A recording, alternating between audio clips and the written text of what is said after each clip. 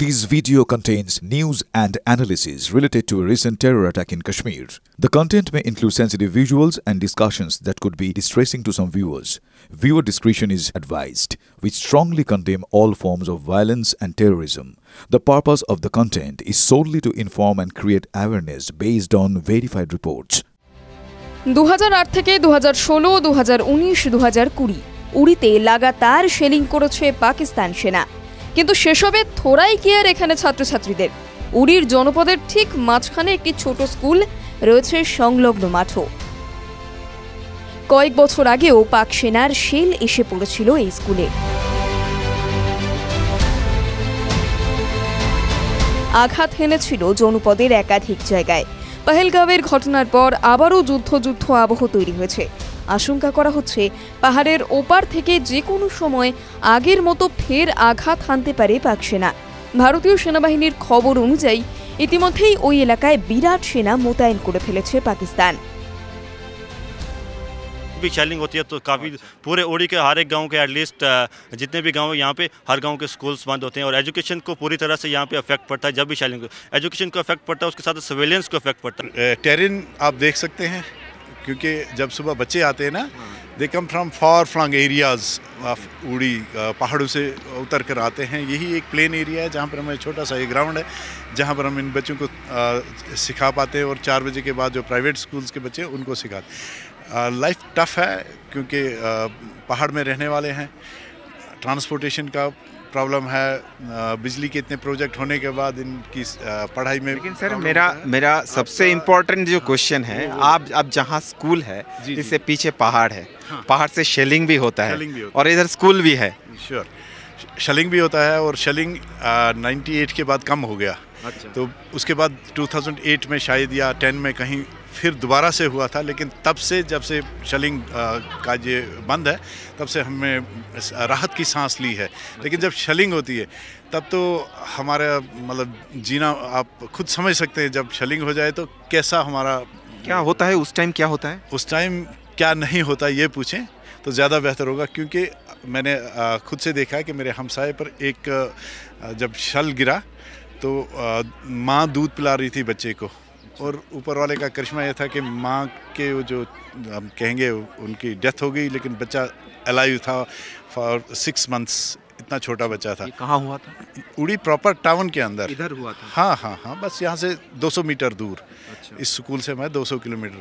और एक बार क्या हुआ कि कोविड के दौरान हम कंट्रोल रूम में थे तो वहाँ भी हमें इतनी लंबी गोलियाँ जो हैं वो आई, ये नहीं पता कहाँ से आई, क्यों आई, कैसे। हमारे पुलिस स्टेशन के ऊपर गिरी, एसडीपी ऑफिस के ऊपर गिरी, एसडीएम साहब के ऑफिस, हमारे स्कूलों के ऊपर गिरी। तो ये कहाँ कब हुआ? ये कोविड के ड्यूरिंग कोविड 2020 में हुआ था एग्जैक्टली। तो ये स्कूल के ऊपर भी गिरा था उस टाइम? बिल्कुल। वो तब जो मीडिया आया था उनको हमने वो उनके शेल्स भी दिखाए थे। अच्छा। तो और कई गांव में हमारा बलकोट, सिलीकोट जो बिल्कुल बॉर्डर के नज़दीक है। अप्रीहेंशन रहती है ऑलवेज, कब क्या होगा कुछ पता नहीं चलता है। ये पहलगाम में जो हुआ है उसके बाद थोड़ा डर लग रहा है कि फिर से माहौल बिगड़ सकता है?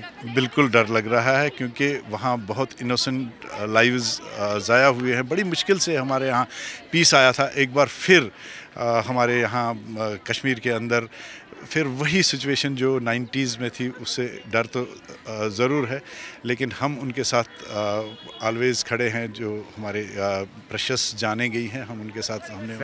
দুই চোখে হাজারো স্বপ্ন। স্কুলের মাঠে ভলিবল খেলতে নেমেছে ছাত্রীরা। তারা বলছে এই শেলিংকে ভয় পায় না তারা। কাশ্মীরে অশান্তি হোক এমন যেন না হয় প্রার্থনা তাদের কেউ চায় আইএএস অফিসার হতে, কেউ চায় ডাক্তার হতে, আবার কেউ চায় ইঞ্জিনিয়ার হতে। कौन सी क्लास में पढ़ते हो? 9th। अच्छा, तो क्या बनना चाहते हो? डॉक्टर बनना चाहते हो? अच्छा, इधर थोड़ा डर लगता है क्या, क्योंकि इधर तो शेलिंग वगैरह भी होता है? नो सर, कोई डर नहीं लगता ना? सही है, ये डर नहीं लगना चाहिए। हाँ, तो आप क्या चाहते हो? क्या बनना चाहते हो? डॉक्टर। सारे डॉक्टर बनना चाहते हो? और जो कुछ और बनना चाहते हो? हाँ, आईएएस ऑफिसर बनना चाहते हो? अच्छा, क्यों आईएएस ऑफिसर क्यों बनना चाहते हो? सर अपने देश के लिए बनना चाहते हो। देश के लिए बनना चाहते हो। और ये तो इंडिया का जर्सी पहना है, तो आप क्या बनना चाहते हो? मैं इंजीनियर। এখানে যে ছোট ছোট বাচ্চারা রয়েছে তাদের প্রত্যেকের দু চোখ ভরা স্বপ্ন, আর সেই স্বপ্নকে সার্থক করার দায়িত্ব আমাদের প্রত্যেকের। কোন প্রতিকূল পরিস্থিতির মধ্যে তারা দাঁড়িয়ে রয়েছেন সেই ছবিটা আমরা বারবার ধরে দেখাচ্ছি। তাদের হাতের বাঁদিকে এই যে স্কুল, সেই স্কুল মাত্র 5 বছর আগে কোভিডের সময় শেল পড়ে সম্পূর্ণভাবে ভেঙে গিয়েছিল।